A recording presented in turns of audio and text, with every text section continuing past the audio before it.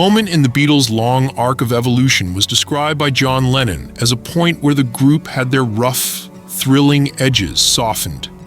Although the band kept rising creatively and commercially throughout their 7-year run, Lennon often singled out one pivotal phase that stayed with him. In his view, the group excelled at raw, straightforward rock and roll, yet their truly remarkable work emerged only when that energy was fused with a spark of individuality, an ingredient that later shaped entire generations of musicians, reflecting on the band's artistic identity, both during and after his time with them. Lennon frequently argued that the Beatles were at their best when they weren't stuck recycling the same stage routine night after night. When looking back on their early grind in Liverpool and Hamburg, he often recalled how the band produced what he considered astonishing rock and roll, yet still needed an additional element to transcend the basics. He liked to point out that, despite what Mick Jagger once implied, the group had been genuine performers in those days, tearing through clubs and dance halls with a force he believed no other British act could match. But he also felt that everything changed once they broke into mainstream fame.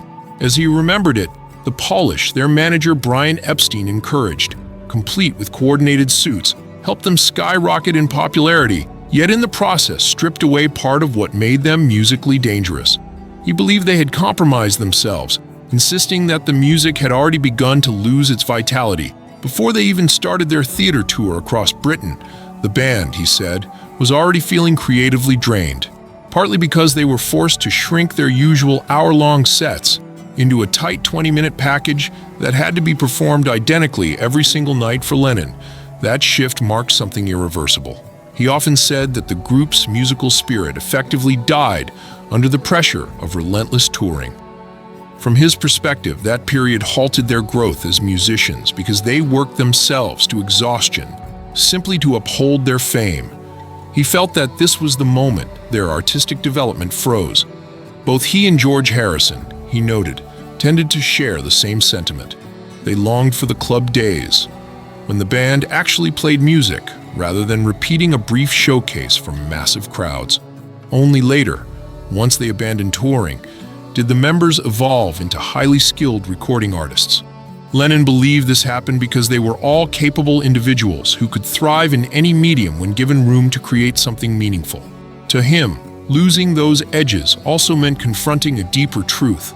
The Beatles were not a single mythical entity, but 4 separate personalities. He often reflected on how even the band members themselves had bought into the myth of the Beatles at one point.